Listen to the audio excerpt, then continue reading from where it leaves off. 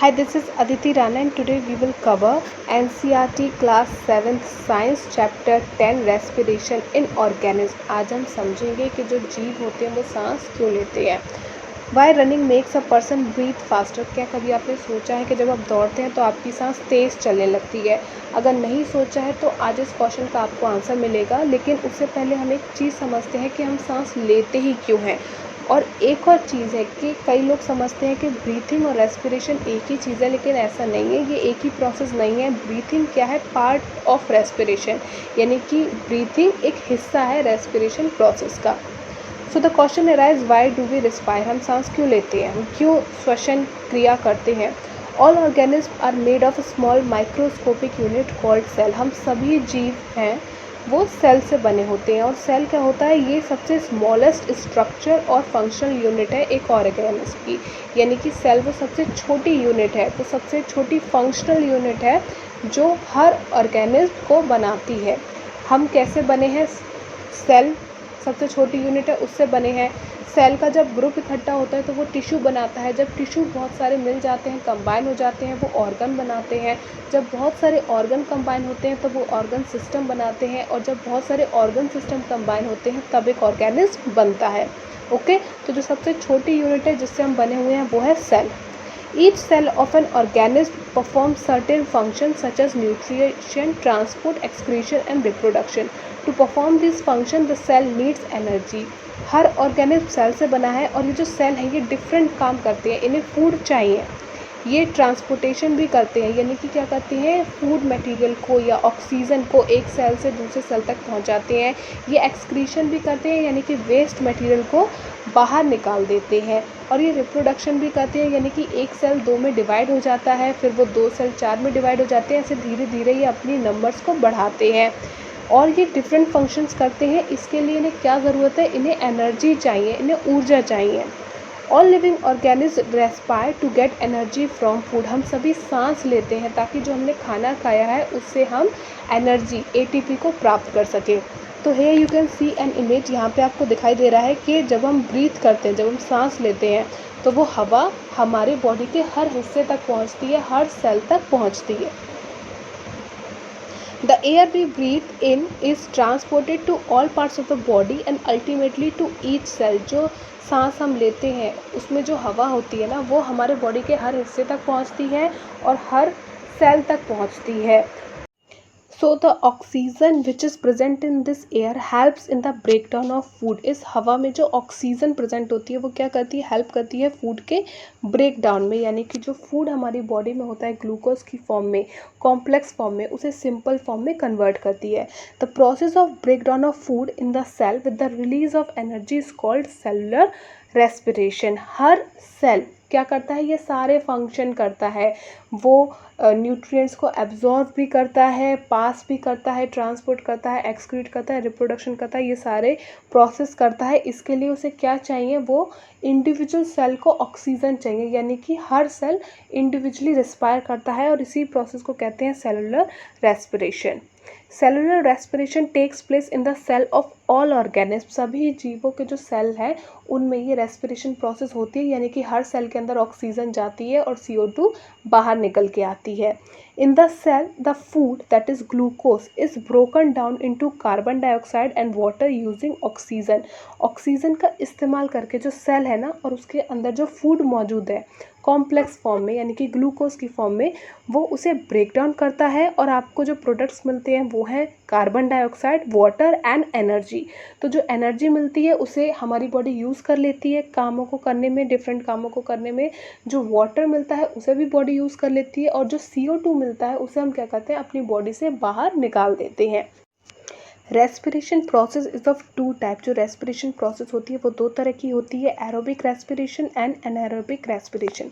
जो aerobic respiration होता है इसमें क्या होता है? ब्रेकडाउन होता है ग्लूकोज का in the presence of oxygen, यानी कि ऑक्सीजन जब प्रेजेंट होती है तब ग्लूकोज का ब्रेकडाउन होता है। ओके, तो ये आपकी एरोबिक रेस्पिरेशन है। वहीं एनारोबिक रेस्पिरेशन क्या है? ऑक्सीजन के बिना भी ग्लूकोज का ब्रेकडाउन होना। ब्रेकडाउन क्यों करते हैं फूड का? फूड को कॉम्प्लेक्स फॉर्म में से सिंपल फॉर्म में क्यों ब्रेकडाउन करते हैं? ताकि उसमें से एनर्जी मिले और हम अपने लाइफ के डेली फंक्शंस कर पाएँ। Now see here the image. Firstly हम बात करेंगे एरोबिक रिएक्शन की। तो इसमें क्या होता है, ग्लूकोज होता है in the presence of oxygen. Oxygen की प्रेजेंस में वो ब्रेक डाउन होता है कार्बन डाइऑक्साइड, वाटर और एनर्जी में। एनर्जी जो कि एटीपी है वो हम यूटिलाइज कर लेते हैं अपनी लाइफ के डिफरेंट फंक्शंस करने के लिए। वाटर भी हमारी बॉडी यूटिलाइज कर लेती है, और जो CO2 होता है कार्बन डाइऑक्साइड, उसे हम क्या करते हैं, एक्सहेल करते हैं। यानी कि पहले तो हमने सांस ली थी, उसके साथ ऑक्सीजन हमारे अंदर गई, राइट, और अब जब हम एक्सहेल करेंगे तो CO2 हम शरीर से बाहर निकाल देंगे।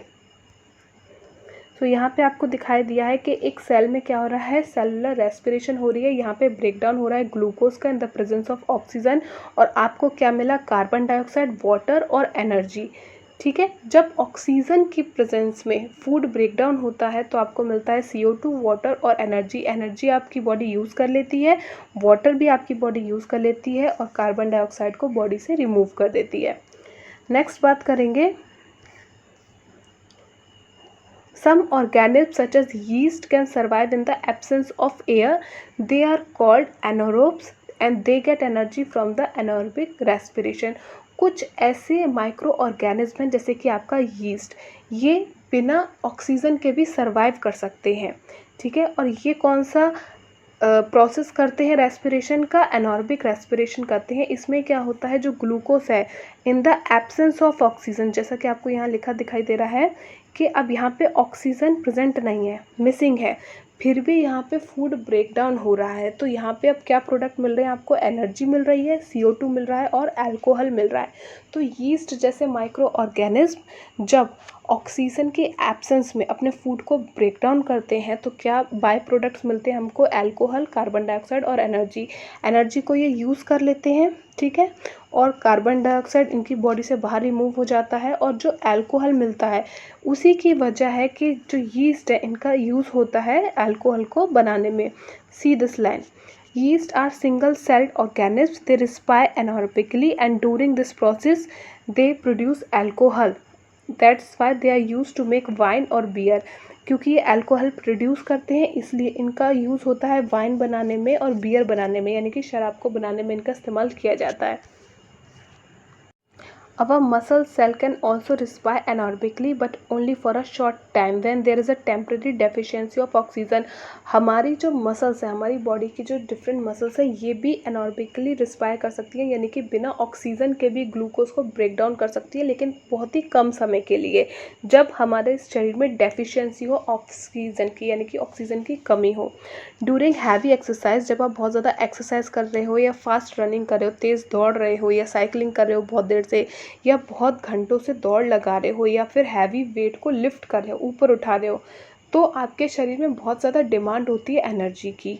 ठीक है, लेकिन जिस स्पीड से आप सांस ले रहे होते हो तो आपकी जो सप्लाई होती है ऑक्सीजन की वो लिमिटेड होती है, इसलिए हमारी बॉडी क्या करती है, एनारोबिक रेस्पिरेशन करती है, और जो मसल्स के सेल होते हैं ना वो हमारी बॉडी की जो एनर्जी की डिमांड है, जितनी एनर्जी हमें चाहिए उसे पूरा करते हैं। ओके, तो यहाँ पे क्या होता है, यीस्ट में हमने पढ़ा कि जब ग्लूकोज ब्रेकडाउन होता है तो वो उसके बाय प्रोडक्ट होते हैं अल्कोहल, कार्बन डाइऑक्साइड और एनर्जी। लेकिन यही प्रोसेस जब ऑक्सीजन की एब्सेंस में ग्लूकोज ब्रेकडाउन होता है हमारी मसल्स में, तो हमें जो बाय प्रोडक्ट्स मिलते हैं वो अल्कोहल नहीं है, हमें क्या मिलता है, लैक्टिक एसिड और एनर्जी। यानी कि जब ग्लूकोज हमारी बॉडी में ब्रेकडाउन होगा ऑक्सीजन की एब्सेंस में, ऑक्सीजन की गैर मौजूदगी में जब ग्लूकोज ब्रेकडाउन होगा तो जो प्रोडक्ट्स हमें मिलेंगे वो है लैक्टिक एसिड और एनर्जी। इस एनर्जी को हम यूज़ कर लेंगे क्योंकि हम हैवी एक्सरसाइज कर रहे हैं या रनिंग कर रहे हैं, राइट। लेकिन ये जो लैक्टिक एसिड है इसका क्या होगा, you get muscles cramps after heavy exercise. जब आप बहुत ज़्यादा हैवी एक्सरसाइज करते हो या बहुत देर तक साइकिलिंग करते हो तो आपने देखा होगा कि मसल्स में पेन होने लगता है, दर्द होने लगता है, आपको क्रैम्प्स होते हैं, ऐसे ऐठन सी होती है हाथ पैरों में। ठीक है, ये इसलिए होता है क्योंकि हमारी बॉडी ने ज़्यादा डिमांड थी एनर्जी की, इसलिए एनारोबिकली रिस्पायर किया था बिना ऑक्सीजन की प्रेजेंस के। तो जो प्रोडक्ट मिले वो था लैक्टिक एसिड और एनर्जी। एनर्जी तो यूज़ कर ली, लेकिन वो जो लैक्टिक एसिड है ना उसकी वजह से क्या हो रहा है, हमारी मसल्स में क्रैम्प्स आ रहे हैं, दर्द हो रहा है, जगह जगह पर ऐंठन हो रही है। We get relief from cramps after a hot water bath और मसाज। अगर हमारी नसों में दर्द हो रहा है तो हमें क्या करना चाहिए, हॉट वाटर गर्म पानी से नहा लेना चाहिए या फिर उस बॉडी पार्ट की मसाज करनी चाहिए। इससे हमें तुरंत आराम मिलता है। क्यों? क्योंकि ऐसा करने से जो हमारा ब्लड सर्कुलेशन है ना वो बेटर हो जाता है। यानी कि अब जब हम सांस ले रहे हैं तो बहुत ज़्यादा क्वांटिटी में हमें ऑक्सीजन मिल रही है और वो तेज़ी से हर सेल तक पहुंच रही है। इस वजह से क्या होता है, ऑक्सीजन की प्रेजेंस में जो लैक्टिक एसिड होता है ना वो फर्दर ब्रेक डाउन होता है। जैसा कि आपको दिखाई दे रहा है, lactic acid further break down होता है किस चीज़ में, कार्बन डाइऑक्साइड में और वाटर में। वाटर को हमारी बॉडी यूज़ कर लेती है और जो कार्बन डाइऑक्साइड आपको मिला लैक्टिक एसिड के ब्रेक डाउन से, उसे हमारी बॉडी रिमूव कर देती है, यानी कि एक्सहेल कर देती है, बाहर निकाल देती है। Next is breathing. Breathing means taking in air which is rich in oxygen and giving out air which is rich in carbon dioxide with the help of respiratory organs. Breathing वो process है जिसमें हम क्या करते हैं, ऐसी air को अंदर लेते हैं जिसमें बहुत ज़्यादा ऑक्सीजन है और ऐसी एयर को बाहर निकालते हैं जिसमें बहुत ज़्यादा कार्बन डाइऑक्साइड है। और इसमें जो हमारे रेस्पिरेटरी ऑर्गन्स हैं जैसे कि हमारी नोज़ है या लंग्स है, ये हमारी मदद करते हैं। तो हमने ईजी अंडरस्टैंडिंग के लिए क्या किया, ब्रीथिंग को दो प्रोसेस में बांट दिया है। इनहेलेशन यानी कि इनहेल करना, अंदर लेना। इसमें क्या होता है, हम ऐसी एयर को अंदर लेते हैं जिसमें ऑक्सीजन बहुत ज़्यादा होती है, ठीक है। और दूसरी प्रोसेस क्या है, एक्सहेलेशन। इसमें हम क्या करते हैं, उस हवा को शरीर के बाहर निकालते हैं जिसमें CO2 यानी कि कार्बन डाइऑक्साइड बहुत ज़्यादा होती है। ये एक कंटिन्यूस प्रोसेस है ब्रीथिंग। जब आप पैदा होते हो तब से लेके जब आप मरते हो तब तक आप कंटिन्यूस ब्रीथ करते रहते हो, सांस लेते रहते हो, ठीक है। तो ये आपकी पूरी लाइफ चलती रहती है, ऐसी कंटिन्यूस प्रोसेस है।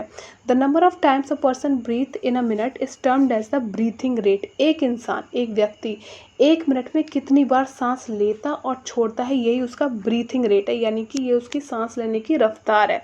ओके, एक एवरेज इंसान है वो 1 मिनट में 15 से 18 टाइम्स ब्रीथ करता है। 15 से 18 टाइम्स मतलब कि उसने क्या किया, 1 मिनट में 15 बार तो इनहेल किया और एक्सहेल किया। यानी कि जब आप एक बार इनहेल करते हैं, एक बार सांस अंदर लेते हैं और बाहर निकालते हैं तो उसे आप 1 काउंट करेंगे, ठीक है।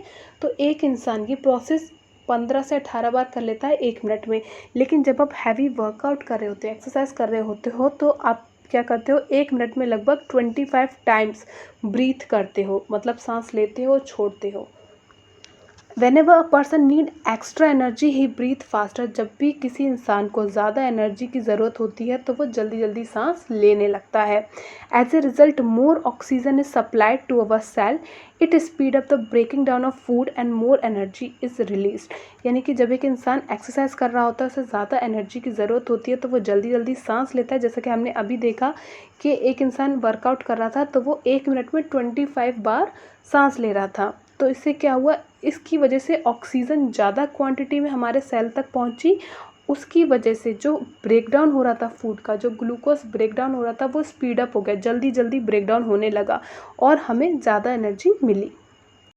We take in air through our nostril. हम अपनी नाक के छेदों से सांस को अंदर लेते हैं। Then it passes through the nasal cavity. इसके बाद जो नेसल कैविटी है वहाँ एयर पहुँचती है और फिर विंड पाइप से होते हुए हमारी जो एयर है वो लंग्स तक पहुँच जाती है। और lungs are present in the chest cavity. और हमारे जो चेस्ट है उसमें जो खाली जगह है वहाँ पे आपके लंग्स प्रेजेंट होते हैं।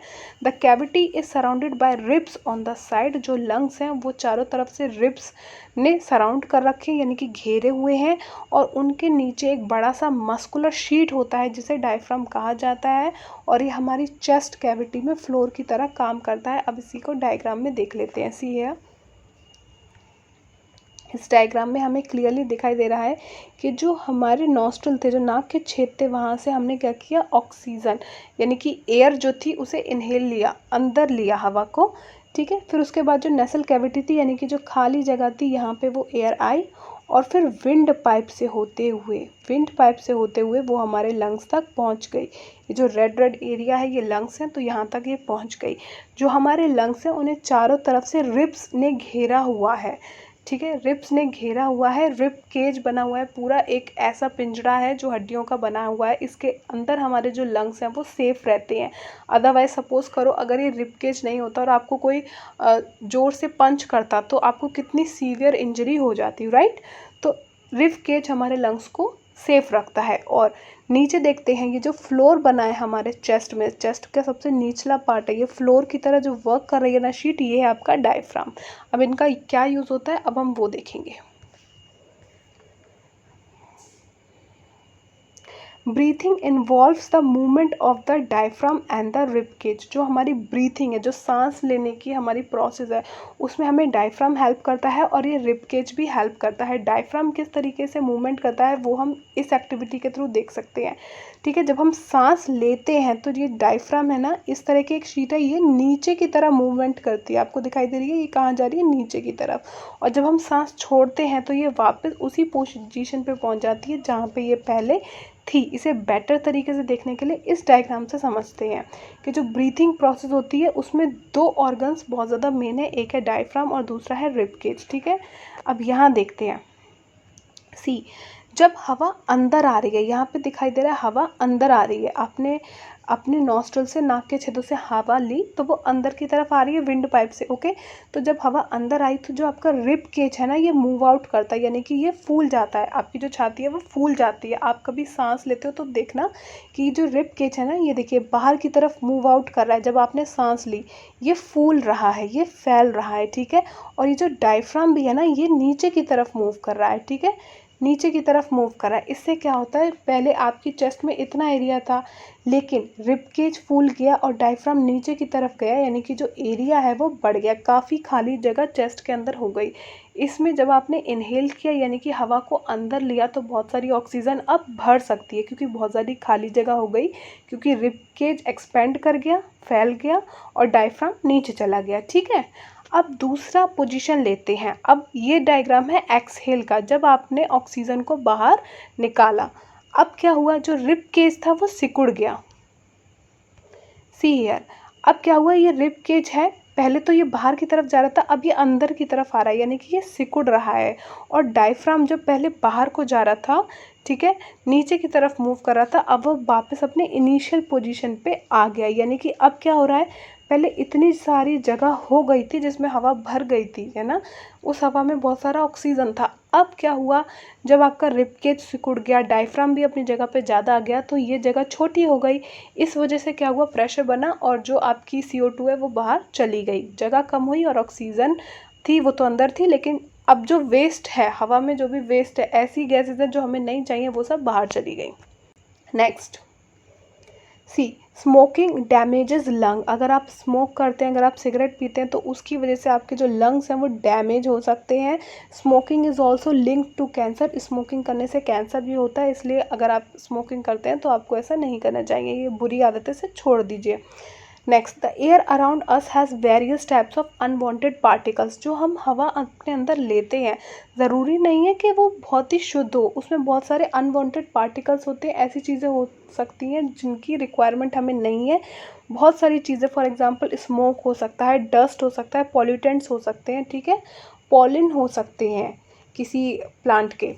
So when we inhale, the particles get trapped in the air present in our nasal cavity. तो जब हम सांस लेते हैं तो ये आपको इमेज दिखाई दे रही है, जब भी आप सांस लेते हो बहुत सारे डस्ट पार्टिकल्स होते हैं और भी बहुत सारी चीज़ें होती हैं एनवायरनमेंट में, वो क्या होती है, अंदर जाती है जब आप सांस लेते हो उसके साथ। तो आपकी नाक में बहुत सारे बाल होते हैं, ठीक है, उस हेयर्स में क्या होता है, ये डस्ट पार्टिकल ट्रैप हो जाते हैं और सिर्फ एयर अंदर जाती है। ठीक है, एयर अंदर चली गई और जो डस्ट पार्टिकल थे वो आपके नाक के बालों में फंस गए। अब आपने क्या किया, अब आपको क्या होगा, इरिटेट करेंगे, ये डस्ट पार्टिकल्स आपके नोज़ को इरिटेट करेंगे और आपको छींक आएगी। जैसे ही आपको छींक आएगी ये सारे फॉरेन पार्टिकल्स और डस्ट पार्टिकल आपकी नाक से बाहर निकल जाएंगे। लेकिन जब भी आप छींकें तो ये याद रखें कि कोई हैंकी यूज़ करें ताकि सामने वाले को ऑकवर्ड ना फील हो या ऐसा ना हो कि ये डस्ट पार्टिकल उसके ऊपर गिरे। Next is breath for better life. अगर आप रेगुलर ट्रेडिशनल ब्रीथिंग एक्सरसाइज करेंगे यानी कि प्राणायाम करेंगे तो जो आपकी कैपेसिटी है लंग्स की वो बेटर हो जाएगी और वो एक ही बार में ज़्यादा एयर को ग्रैस्प करेगा, यानी कि ज़्यादा एयर इनहेल करेगा। इसकी वजह से हमारी बॉडी के सेल हैं उन्हें ज़्यादा ऑक्सीजन मिलेगा और वो ज़्यादा एनर्जी हमें देंगे। इस वजह से जो लोग प्राणायाम करते हैं उन्हें पूरे दिन एनर्जेटिक फील होता रहता है, क्योंकि उनकी लंग्स की जो कैपेसिटी होती है, ठीक है, हवा को अंदर लेने की वो बेटर हो जाती है, इसकी वजह से ज़्यादा ऑक्सीजन मिलता है सेल को और ज़्यादा एनर्जी उन्हें मिलती है। Next is breathing in other animals. अगर हम नॉर्मल एनिमल्स की बात करें जैसे हमारे डॉग, काव, एलिफेंट्स, जिराफ, लॉइन, ये सब हैं, या बर्ड्स हैं, इन सब में हमारी ही तरह लंग्स होते हैं, लेकिन कुछ एक्सेप्शन केस हैं, यानी कि कुछ ऐसे केसेस हैं, ऐसे जानवर हैं या इंसेक्ट हैं जिनके पास लंग्स नहीं है। अब हम उनके बारे में पढ़ेंगे। First is cockroach. It has a small opening on the side of its body. These openings are called spiracles. अगर आप एक कॉकरोच की बॉडी देखें तो इसके पास लंग्स नहीं है, इतनी छोटी सी बॉडी है। इसकी बॉडी पे क्या है, छोटे छोटे होल्स हैं। यहाँ पे आपको दिखाई दे रहा है, ये होल्स हैं छोटे छोटे। इसके थ्रू क्या होती है, हवा अंदर जाती है और बाहर आती है, यानी कि जो गैसेस का एक्सचेंज होता है वो किससे होता है, स्पेरिकल से होता है।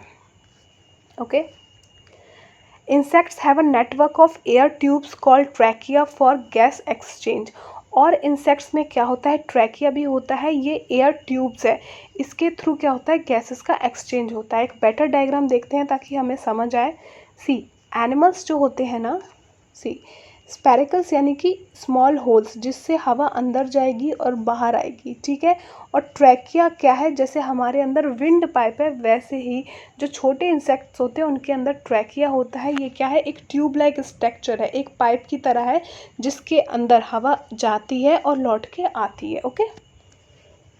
For better understanding you can see this diagram of grass hopper. आप ये एक इंसेक्ट है, इसका इमेज देख सकते हैं। यहाँ पे आपको क्या दिखेगा, सी जो रेड कलर के हैं ये तो एयर सैक हैं, यानी कि जैसे हमारे लंग्स होते हैं वैसे ही एयर सैक है जिनमें हवा भर जाती है। ओके। नेक्स्ट इज स्पेरिकल्स, वो छोटे छोटे होल्स जिनसे एयर अंदर जा रही है और बाहर आ रही है। Okay. And last one is trachea, वो पाइप लाइक स्ट्रक्चर जिसके अंदर गैसेस का एक्सचेंज होता है, अंदर जाती है ऑक्सीजन और बाहर आती है। ओके। सो अब इसको मैं जूम कर रही हूँ ताकि आप क्लियरली देख सकें। सी, एयर सैक क्या है, जहाँ पे हवा भर जाती है। स्पेरिकल्स क्या हैं, वो छोटे छोटे होल्स हैं इसकी बॉडी पे इंसेक्ट के, जहाँ से एयर अंदर जाती है और बाहर आती है। और ट्रैकिया क्या है, वो पाइप लाइक स्ट्रक्चर है जिसके अंदर एयर ट्रैवल करती है। नेक्स्ट बात करेंगे another insect that is earthworm. It breath through their skin. जो अर्थवॉर्म होता है ना तो उस पर लंग्स होता है ना ही कोई और ऑर्गन होता है जिसकी हेल्प से वो सांस ले सके, इसलिए ये अपनी स्किन से यानी कि अपनी खाल से, त्वचा से ब्रीथ करता है, सांस लेता है। Next is frog. Frog have a pair of lungs, they can also breath through their skin. Frog एक स्पेशल केस है, इसके पास लंग्स भी होते हैं, यानी कि ये लंग्स से भी सांस ले सकता है और ये अपनी स्किन के थ्रू भी, अपनी त्वचा के थ्रू भी सांस ले सकता है। और ये एक एम्फीबिलियन है, यानी कि ये पानी में भी रह सकता है और ये ज़मीन पे भी रह सकता है। Next is breathing under water. जो फिश होती है वो पानी के अंदर रहती है, इसके पास लंग्स नहीं होते, इसके पास गिल्स होते हैं जिनकी हेल्प से ये ब्रीथ करती है, सांस लेती है। Next, do plants also respire. क्या प्लांट्स भी सांस लेते हैं? यस, प्लांट्स भी सांस लेते हैं। उनकी लीव्स में स्मॉल पोर्स होते हैं, छोटे छोटे छेद होते हैं जिन्हें स्टोमेटा कहा जाता है, और इन्हीं के थ्रू गैसेस का एक्सचेंज होता है, ऑक्सीजन और कार्बन डाइऑक्साइड का एक्सचेंज होता है। Like all other living cell of the plants, the root cell also need oxygen to generate energy. जो प्लांट के बाकी हिस्से हैं उनकी तरह जो रूट होती है ना, वो से भी ज़रूरत होती है ऑक्सीजन की ताकि वो एनर्जी को जनरेट कर सके, बना सके। सो सी हियर दिस डायग्राम। ये क्या है, ये रूट्स हैं, ये जड़ें हैं और ये जड़ों के बाल हैं। तो ये क्या है, ज़मीन के अंदर होती हैं जड़ें। तो आप ये देखो, ये सॉइल है, सॉइल के छोटे छोटे पार्टिकल्स हैं और ये जो येलो येलो पार्ट दिख रहा है ये क्या है, इन सॉइल पार्टिकल्स के बीच में जो एयर ट्रैप है ना, ये वो है। तो जो रूट्स होती हैं, जो जड़ें होती हैं, उनके छोटे छोटे तो थ्रेड लाइक स्ट्रक्चर होते हैं, वो क्या करते हैं, सॉइल पार्टिकल्स के बीच में फंसी हुई एयर को वो ले लेते हैं और इसकी हेल्प से वो क्या करते हैं, फूड को ब्रेक डाउन करके एनर्जी को जनरेट करते हैं। What will happen if you over watered a plant. अगर आप एक प्लांट में बहुत ज़्यादा पानी डाल दोगे तो क्या होगा। तो ये जो सॉइल पार्टिकल्स हैं और इनके बीच में यहाँ पे जो स्पेस था जहाँ पे अभी हवा थी, अगर आप एक पेड़ में बहुत ज़्यादा पानी डालोगे तो हवा की जगह वाटर मॉलिक्यूल्स इस स्पेस को रिप्लेस कर लेंगे, यानी कि अब एयर नहीं रहेगी प्लांट के पास जिससे वो सांस ले सके, वहाँ पे हर जगह पानी ही पानी होगा। इसकी वजह से क्या होता है, जब आप किसी प्लांट को ओवर वाटर्ड करते हो तो वो मर जाता है। Next C tick the correct answer. In cockroach air enters the body through dash. जो स्पैरिकल्स होते हैं इनके थ्रू कॉकरोच में एयर एंटर होती है। During heavy exercise we get cramps in the legs due to the accumulation of lactic acid. Lactic acid की formation हो जाती है, दैट्स वाई हमें बॉडी में क्रैम्प्स होते हैं, दर्द होते हैं। Normal range of breathing is 15 to 18 पर मिनट। 15 से 18 बार एक नॉर्मल इंसान है उसका एवरेज है कि वो सांस लेता है। ड्यूरिंग एक्सलेशन, जब हम सांस को बाहर निकालते हैं तो जो हमारे रिब्स होते हैं वो डाउनवर्ड यानी कि अंदर की तरफ सिकुड़ते हैं। Next is matching. यीस्ट हैं वो अल्कोहल प्रोड्यूस करते हैं क्योंकि वो ऑक्सीजन की एब्सेंस में ग्लूकोज को ब्रेक डाउन करते हैं। नेक्स्ट इज डायफ्राम, ये चेस्ट कैविटी से रिलेटेड वर्ड है। नेक्स्ट इज स्किन, अर्थवॉर्म है वो स्किन के थ्रू रेस्पिरेशन करता है। नेक्स्ट इज लीव्स, लीव्स के अंदर स्टोमेटा प्रेजेंट होते हैं जो गैसेस के एक्सचेंज में हेल्प करते हैं। Next is fish, fish breath through gills, मछली सांस लेती है गिल्स के द्वारा। फ्रॉग है वो लंग्स और स्किन दोनों की हेल्प से सांस ले सकता है। That was all about this chapter. Thanks for listening.